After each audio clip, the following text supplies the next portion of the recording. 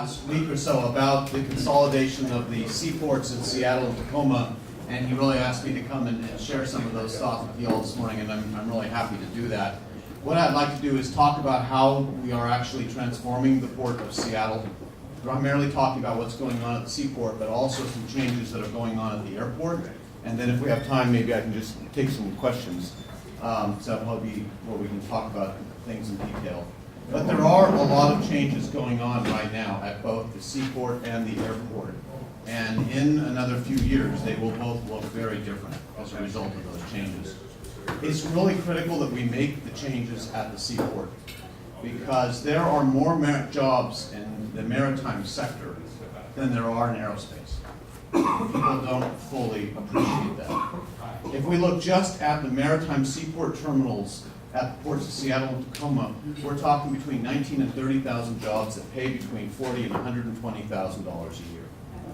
And right now, those jobs are at risk of moving to British Columbia. That's what's gotten the attention of the port commissions in Seattle and Tacoma.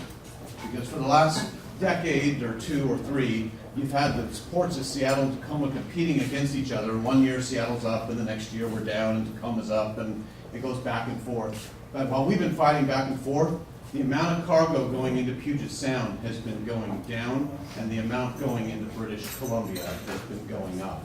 And unless we reverse that trend, we're going to start leaking family wage jobs to British Columbia, and we can't let that happen. We just kind of have to step back and say, how do we get in this situation? And what's changed? And I got to tell you that a lot has changed in only the last 36 months, which is really an incredibly rapid period of time. But the Port of Seattle came out of the recession stronger than we ever went into it. We were firing on all cylinders. We were the fastest growing seaport on the west coast of the United States. Today, 24 months later, we're operating at 50% capacity. So in just 2 years, that's flipped. Now what's happened here? Well, two things. The primary one is a consolidation of shipping lines. Before the recession, we probably had about 15 major shipping companies on the planet. 10 of those were the real big ones that move most of the cargo. Of those 10 companies, 6 have formed an alliance and are now one. The top 3, which represent about 35% of the cargo moved on Earth, have petitioned the United States, the European, and China to form an alliance. The United States and the European Union have approved it. China hasn't approved it yet. But where we used to have 10 or so companies that we had to compete or try and attract, and if we lost one, it wouldn't be a good thing. If we lose one of those huge companies, it's lights out.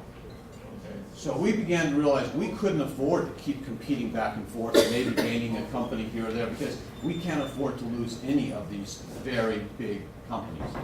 And what are we going to have to do to keep them here? Well, we need to do 2 things. First of all, we need to be able to offer these fewer big companies the best of the services in Elliott and Commencement Bays in Seattle and Tacoma. Well, we had no way before, if we're 2 separate entities, to say, well, we can give you this here in Seattle and this here in Tacoma and figure out how to keep you in Puget Sound and keep you happy. We had no way to share assets before. And the other thing we got to do is we've got to be able to make significant investments to accommodate the new big ships. Because these few companies are the same companies that are going out and buying the next generation of ships. When I was first elected a commissioner in 2007, the average size ship was about 6,000 to 8,000 containers. What do you think the new ships are? 15, 16,000. They're twice the size they were just a few years ago. These are a few football fields. Now, you can't have a huge ship that's twice or 3 times the size of the old ones and bring it in onto the same dock. I mean, that's not going to work. You have to have a dock that's a lot longer than the other docks. You have to have a dock that's wider. If you're talking about handling a few thousand, 10,000 containers as opposed to 2 or 3, you got to have more land mass. You got to reconfigure your whole land side. Then you're going to have a bigger crane that can reach up and over those bigger ships. Well, you can't put that bigger crane on the old foundation, or you're going to have a crane in the middle of Puget Sound. So you're going to have to reinforce all of those docks. That's why if you see we've taken Terminal 5 dark We're going to spend the next few years remodeling Terminal 5 so it can be ready for these big ships. But what do you think it takes to remodel a terminal to get ready for the big ships?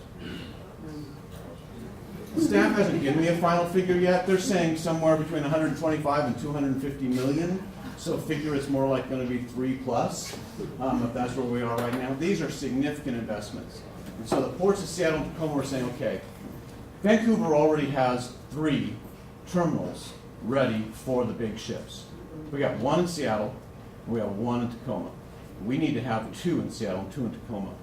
But if we're going to be able to make those investments and do it in a way that we're not duplicating investments 40 miles apart, that they really complement each other, we got to be able to share financial information.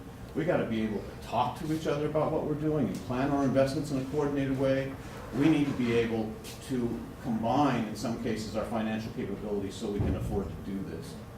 And we couldn't do that as long as we were 2 separate entities. And so the ports of Seattle and Tacoma, it's been long-standing. The first proposal I put across the table is dated January 20th, 2009. So this just didn't happen overnight. But intensively last year, we intensified negotiations and we realized we had gotten to a point where we needed to share financial information. We weren't legally allowed to do that. So we asked the federal government for permission. That permission went through a 45-day public comment period. We were granted permission in March. Between March and just 2 weeks ago, having discussions and exchanging financial data. And 2 weeks ago, we announced, the 10 commissioners, Seattle and Tacoma, that we will petition the federal government for permission to combine the seaports, create the 3rd largest port in North America, and we will have what we call the Seaport Alliance, which will be separate from both the Port of Seattle and the Port of Tacoma, and we will run commencement in Elliott Bays as a single operation. That is putting aside a century of rivalry and figuring out what we need to do to keep jobs here in Washington State. The other thing is at the airport, and then I'll just take questions. The airport's not going to look the same in another few years. I think that this commission and previous commissions have done a pretty good job of making sure that the airport you see looks pretty good. But if you go behind the walls, you can't, the walls you see, but you get behind those walls, it's welcome to 1973. I mean, it's a 1973 airport. And it's running out of its life expectancy. I mean, HVAC systems, wiring, seismic standards, let alone the fact that this was never built for post 9/11 security. So we need to significantly redo that airport. Plus, we are now putting through thousands of more people a day than we ever anticipated when we built this thing. So we're going to build a new North satellite. It is going to be the flagship satellite for Alaska Airlines. Alaska is going to help pay for it so they can trick it out, and it's going to be a very beautiful new facility.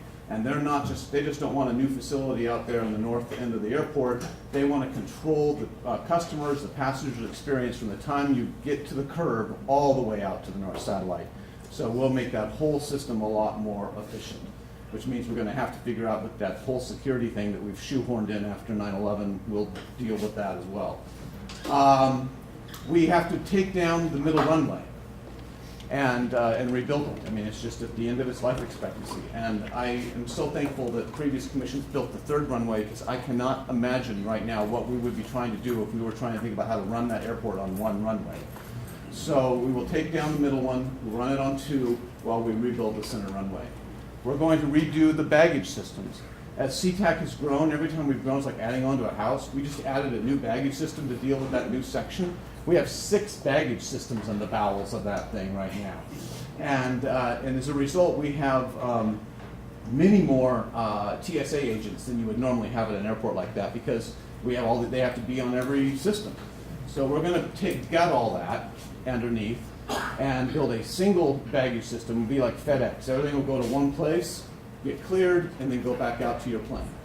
And that should make it much more efficient for the handling of the luggage and for the security. And the federal government is actually paying for a big chunk of that because they want us to increase the efficiency of our baggage operation and safety of it. And then the brand new project is a new international arrivals hall. I don't know if any of you have arrived on a foreign flight into SeaTac, but that's where we have not hidden it. I mean, that is welcome to 1973. And we haven't hidden it at all. And it's tired, it's old, it was never meant for that many people. And we had a problem last week where we had 2 flights arrive early, international flights. We had 2 arrive late, and we had 3 or 4 arrive on time. And we had 6, 7, 8 planes out there all at once. And we had people landing after being in a metal tube for 10 to 14 hours, and pilots getting on saying, ladies and gentlemen, please remain seated. We can't accommodate you in customs. And they had to sit there on the plane for another hour to an hour and a half. We can't have that. Delta Airlines has made the commitment to move their international hub from Tokyo to Seattle, so that you will be able to fly from anywhere in the United States, fly to Seattle, and then fly to Europe or fly to Asia. That's huge. That's going to add probably another 6 to 8 direct international flights, because they've already moved about 5 to 6 here now. LAX, Los Angeles, believes that for every new direct international route they bring into Southern California, it adds $500 million annually to Southern California's economy. If even 10% of that is true here, adding another half dozen or so direct international routes is going to create big opportunities for business and for tourism here in the Pacific Northwest. But they're not going to do that if their passengers are sitting on the airplane for an hour and a half. So we have to build a new international arrivals hall to deal not just with Delta, but the fact that we have Emirates flying directly to Dubai, we have Lufthansa flying directly to Europe, we have a lot of new Asian lines that are going to be opening up. If we're going to be truly a global airport, we got to have a global facility. So that is going to be built, and it's going to be somewhere between $250 and $400 million. So you add all that up, and you get to $1.5 billion pretty fast.